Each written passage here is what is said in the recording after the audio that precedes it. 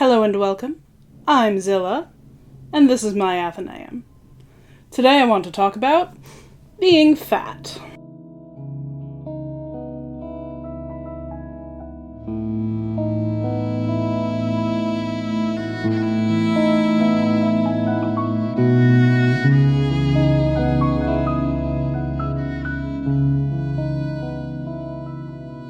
Fat people are inherently a little bit funny, a little bit sad.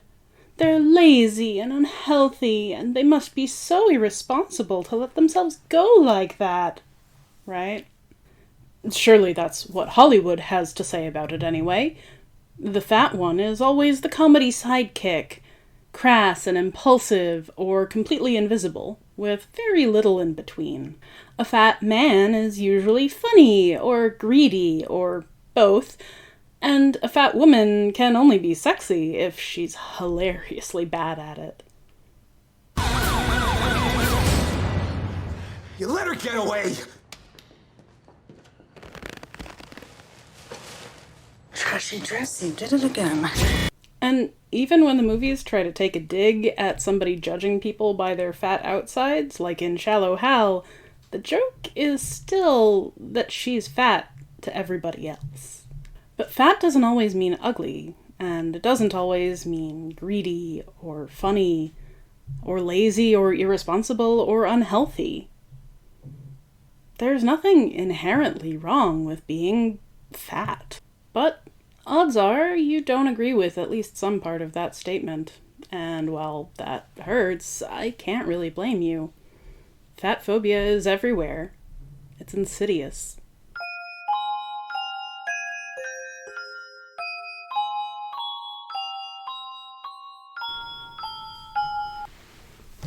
Fatphobia is the hatred of people and persecution of them purely for their size and weight. It comes in all sorts of both overt and covert forms, and fatphobia is still socially acceptable, even in places where things like homophobia and racism are not.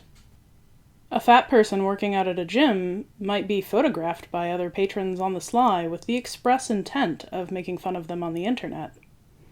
A fat politician might be mocked for his double chins, not his duplicitous policies. No fat chicks is still fairly common on dating profiles, or sometimes its more enlightened cousin, taking good care of your health. Getting fat is used by people all the time as a humorous punchline and a constant looming fear. Those people know that they're making fun of fatness, but not everyone participating in fatphobia does. The microaggressions against fat people are myriad and often cloaked behind a seeming or even real feeling concern. The over-interest in what people are eating, the concern about your health in matters that have nothing to do with your weight, and even little compliments like, "You'd be so pretty if you just lost a little weight." The other side of the coin is equally ruinous. We lionize any weight loss so much that our culture is rife with eating disorders. Literally dying is better than gaining weight, or so any pro-Anna web dweller will tell you. There's so many eating disorders, and they're so common. Everything from binging and purging to exercising so hard that your body can't keep up. The muscle growth masking the more stereotypical skeletal look. And that's not even the end of it. The most persistent and pernicious locus of fatphobia is actually medicine. Nearly every patient who's even a little bit overweight will have had the experience at some point of a doctor prescribing as their first remedy for any ailment, "Lose some weight first, and then we'll talk." Sometimes doctors will straight up tell you you're lying about either your symptoms or your behavior if your fatness doesn't match their expectations.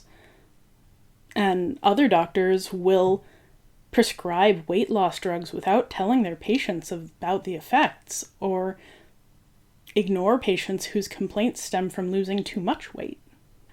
Personally, I've been very lucky. I've experienced relatively little of this in my life, but one incident does stick out. Having moved to a new city, I fell ill, and so I naturally went to the nearest clinic and saw whoever was there without doing any research about them. I saw a nurse practitioner, I got better, everything was fine. So when it came time for my annual physical, I went there again. The doctor, having never met me, and not even glancing at my chart, gave me one up and down look and said, "You're probably infertile." I blinked at her in disbelief. Surely, I thought I must be misunderstanding the situation, so I asked, "What do you mean?" And she said, "Well, you're overweight, which probably means you have polycystic ovarian syndrome, which probably means you're infertile." I walked out and never went back. How could I trust a doctor who would diagnose me based on nothing but my appearance? But many people have more subtle experiences, or less disrespect for unearned authority than I do. There are so many stories of misdiagnosis based on fat phobia in the medical industry. I know personally of everything from severe anemia to depression to lung cancer being met with, well, lose some weight. Even if in your heart of hearts you can't believe that fatness doesn't equal ill health, surely someone nearly dying of cancer because their doctor wouldn't examine them soon enough, you can see that doesn't have anything to do with weight, right?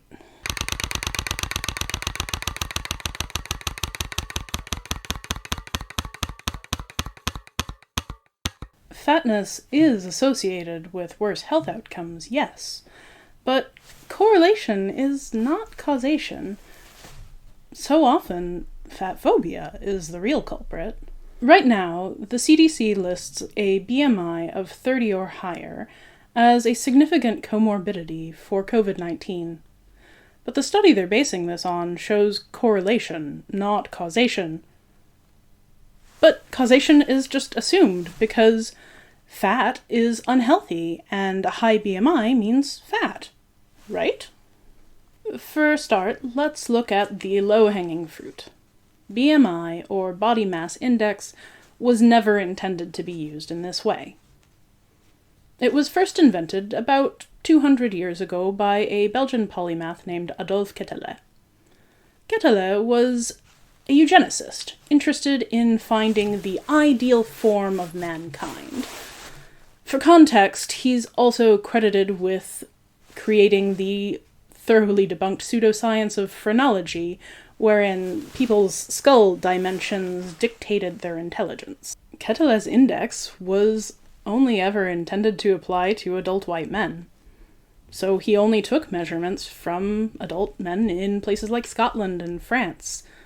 He was searching for the golden Aryan ratio, not a way to measure individuals. He even explicitly stated that it was about populations, not people. Thus, Quetelet's theories are completely exclusive to white men, not people of color, and certainly not women. They weren't part of his ideal. And frankly, we ought to be viewing his entire body of work, including his index, as part of the context of expanding colonialist Europe, which was running riot with race theory at the time. It wasn't until the rise of predatory health insurance companies in the US that BMI really started to live large. They wanted to know from limited data how much risk they were taking on by insuring certain people. But they needed some kind of actuarial table to figure that out, with limited data that was fuzzy and imprecise because it was self-reported. Based on this need, medical research was increasingly interested in finding the right way to judge obesity.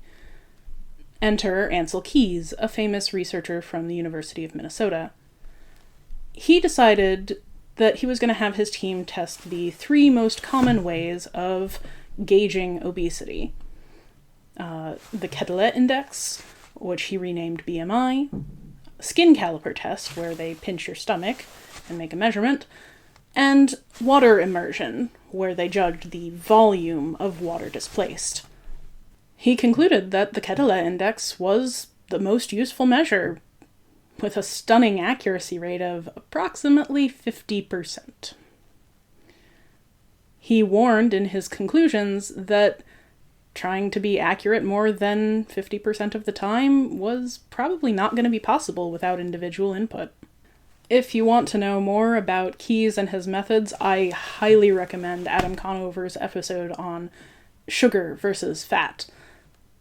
There have been, suffice to say, a lot of new and interesting findings about Keyes' funding and the sugar industry and, well, you guessed it, insurance companies. Keyes' warnings didn't stop insurance companies from adopting BMI as their new objective standard. BMI, therefore, became this proxy for fatness and overall health.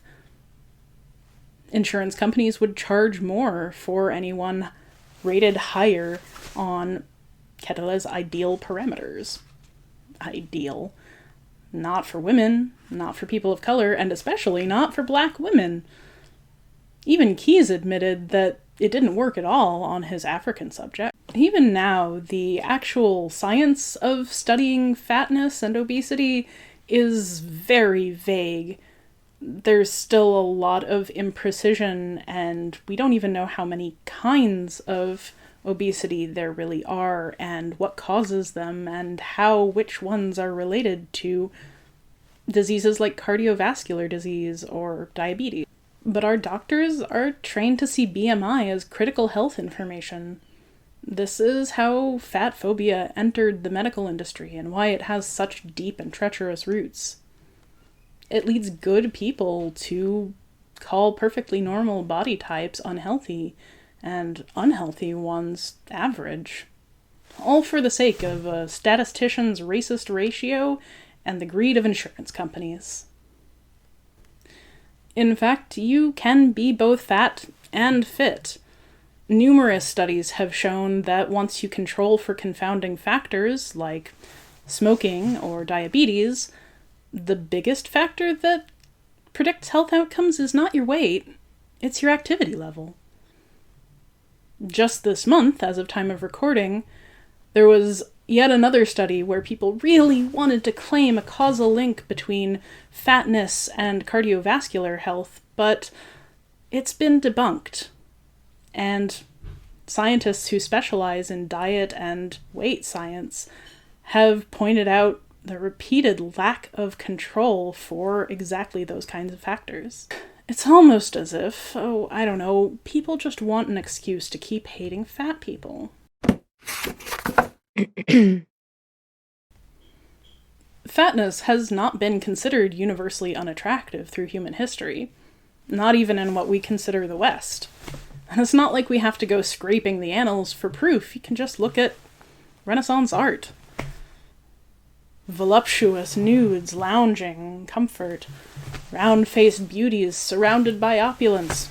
No one told them to get on a diet. What happened? Well, the truth is that both socially and physically, fatness is a complicated matter. We think of it as a health issue, but really, your environment has a lot more to do with it, and your genes will fill in the rest. In medieval and Renaissance Europe, having enough food to get fat, just like having enough leisure time indoors to get pale, was a mark of wealth and high status. Of course these things were considered attractive. But as Europe moved into colonialist expansion and increased their trade in black Africans as slaves, well, it became more important to distance themselves from the humanity of those they enslaved. And heaven forfends a white woman look anything like one of them. As Sabrina Strings, a sociologist at UC Irvine, puts the mentality. By the middle of the 18th century, a lot of French philosophers in particular were arguing that, you know what, when we're in the colonies, we're noticing that Africans are sensuous. They love sex and they love food. And for this reason, they tend to be too fat. Europeans, we have rational self-control. This is what makes us the premier race of the world. It's not that the white enslavers necessarily realized that's what they were doing, but as Strings continues, effectively what they determined was that we wanted to be able to have a mechanism for ensuring that we could recognize who was slave and who was free, right? And it was easy in the beginning of the slave trade. It was simply skin color. But as you might imagine, after 200 years of living in close proximity, skin color really no longer works as a mechanism, right? Because now we have all of these people who are, we would consider them today to be biracial. And so what they did was they decided to articulate new aspects of racial identity. And so eating and body size became two of the characteristics that were being used to suggest that these are people who do not deserve freedom.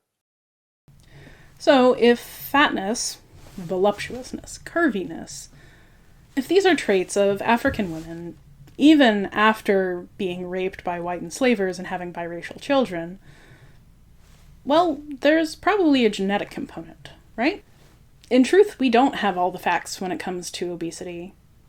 Most studies today rate the heritability of fatness somewhere between 40 and 70%.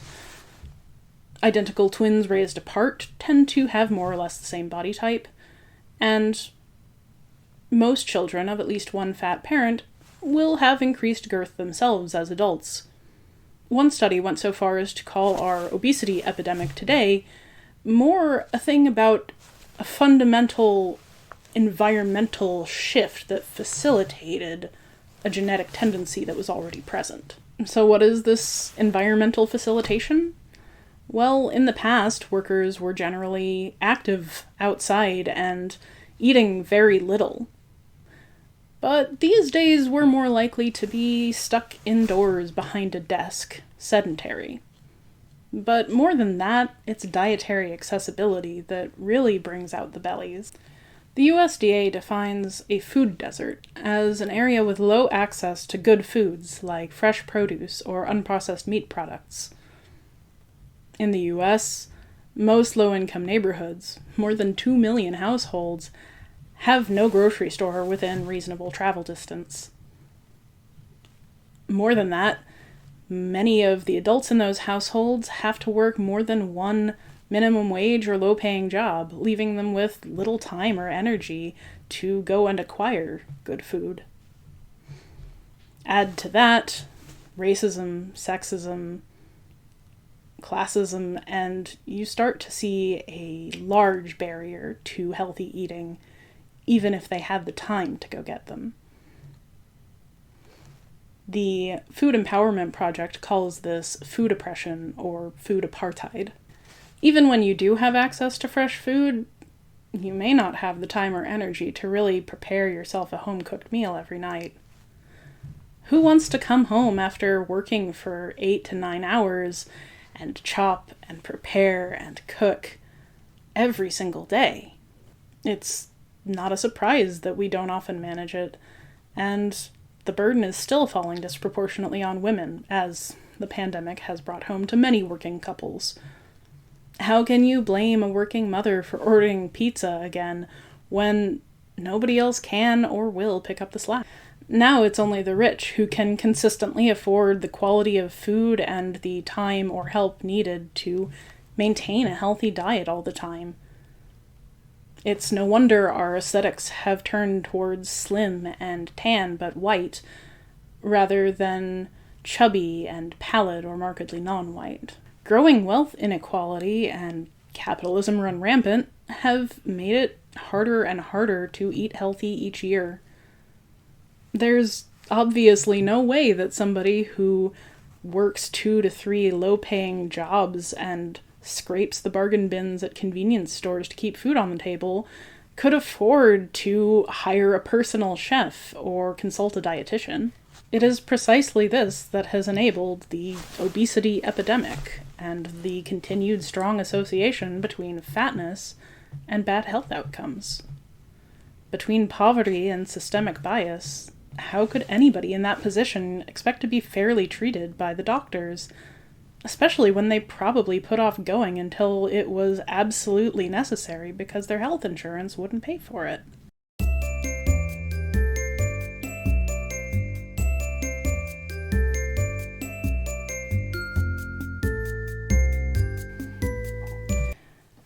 In the middle, strung in between the ideal of skinny forms and the difficulty of actually attaining them, capitalism found another niche to exploit. Can't afford a home-cooked meal every night, a strenuous gym routine, and tailored clothing to fit your form? Well, how about just a little of that money for a home exercise machine you'll be too tired to ever use? Or maybe your fatphobic health insurance will pay for a surgery to cripple your stomach with a rubber band. Or what about a fad diet to just lose those last 5 pounds and fit into that dress again? Only $20 a month. Diets are a particular source of trouble. Fad diets spring up all the time with all sorts of promises coming from all sorts of different angles. Want to get fit like fitness icon Jordan Peterson? Just subscribe to his daughter's Lion Diet, where you'll eat nothing but salt and beef and pay hundreds of dollars for the privilege. Or maybe you could try Weight Watchers. Much more reasonable. Eat whatever you want, just obsess constantly over exactly how many points each thing is. Or perhaps you should go vegan, and with this special guide, only $99 per year, you can cure that pesky autoimmune disease. Or maybe you should try these MLM-produced milkshakes full of unregulated chemicals that'll definitely cure your cancer, not cause it. Most of them are deeply unhealthy, and really, most of them don't work, or at least not for very long. Part of this is because some of them literally make you ill, and part of it's because they're so specific in what they're trying to get your body to do that as soon as you break it even a little bit, your body will gratefully pack all that weight back on, often plus a little bit. We may not have all the data in on what exactly causes some forms of obesity, but we do know that yo-yoing between diets is deeply unhealthy, much worse than just staying fat. That's not to say that there's no way to lose some weight and keep it off, but both the process and the results tend to be much less dramatic. For instance, if you track your diet for a few weeks and notice you drink nothing but juice, you might be able to add some water in there and gradually shed some pounds over the course of a few years. Or perhaps you've been gaining weight forever and you realize you're on a hormone-based medication when you don't have to be, and going off it means that your body no longer packs in the fatty tissue when it doesn't have to, and suddenly you stop gaining weight. Those are both things that have happened to me. We know a lot about things that don't work.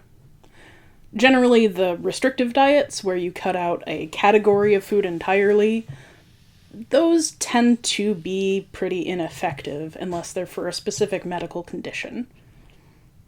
Going off medicine that you do actually need that's otherwise keeping you healthy is never a good idea.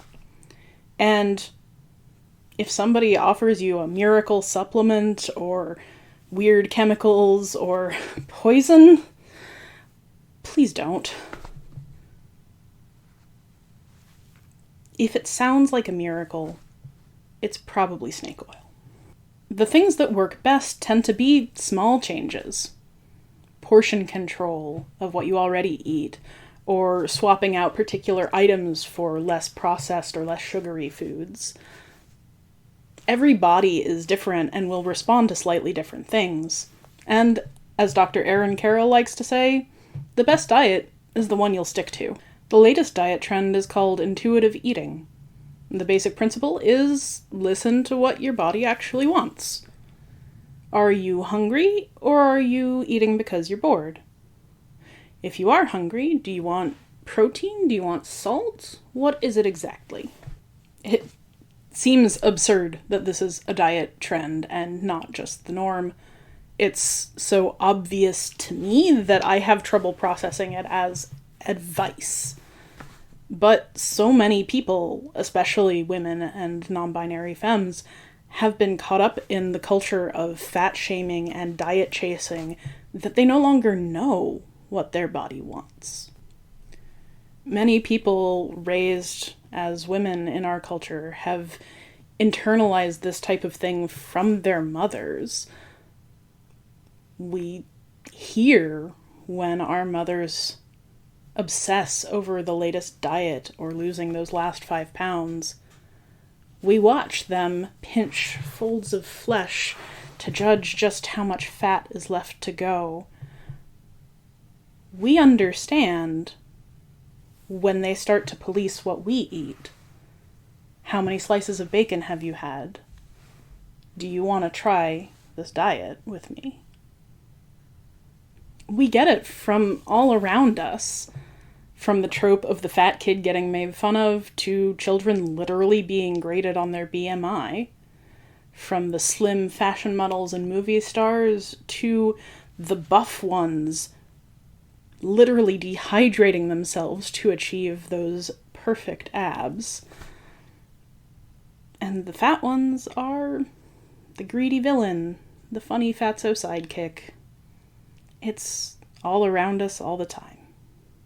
Everybody grows up hearing disdain for people who are fat, whether it's mean kids, concern-trolling adults, or doctors putting children on diets. But there's one thing that we know for certain does not work. Fat shaming.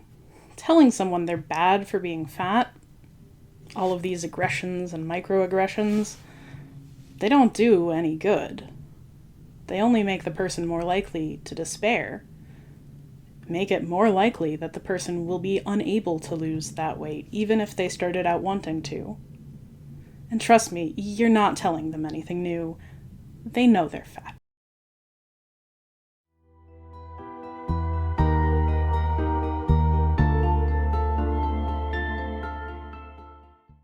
Existing as a fat person isn't something you can just forget about.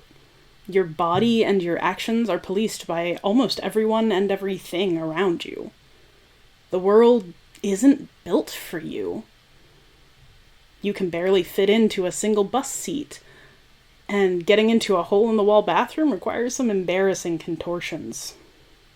In the fashion world, things that aren't sweats or muumuus have only barely started to become available, and it's worse if you're a woman. If you're not fat, did you know that most office chairs have a weight limit of 250 pounds? Because I did. And I'm lucky.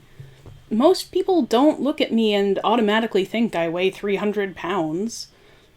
In fact, one time I was walking into a plus-size clothing store and the attendant looked me up and down and said, "I don't think anything here will fit you. Try the regular store." But I am just shy of 300 pounds. Have been for years. And I'm very lucky to have never held truck with the diet crazes or have pinned my self-worth to the number on the scale. I'm extremely lucky not to have internalized that hatred. I'm also lucky in that I don't care. You can call me fat. It's not like it's news. I live here. I'm fine with the way I look. And I eat healthy and visit the doctor regularly, like anybody who cares about their health should. I have the courage and knowledge to walk out on doctors who look at my size and judge my health by it, and to find doctors who only bring up my weight when it's relevant. But fat phobia is so common and so casual that I can't exactly live my life apart from it. I too have had to deal with people in my life casually posting things like the one time somebody said that fat people shouldn't sit on public transit because they take up too many seats. As if standing in the aisle weren't worse, and as if that person isn't assuredly conscious of it. I've watched friends torture themselves to lose weight that isn't holding them back except in their self-image. And I hear the jokes made about fat politicians as if their size were responsible for their policies. I wonder what exactly they think I am. Odds are, if you're the least little bit fat, you know exactly what I'm talking about. And odds are, if you've never been fat, you've rarely thought about it. And the odds are never in our favor. Rooting out fat phobia is the task of a lifetime or more, and the movement has barely begun. I'm not going to condemn you if you've participated in fat phobia. It's hard to avoid. But I am asking you to stop and think about it, and trade being afraid of being fat for being happy and healthy in who you are. Keep learning, friends.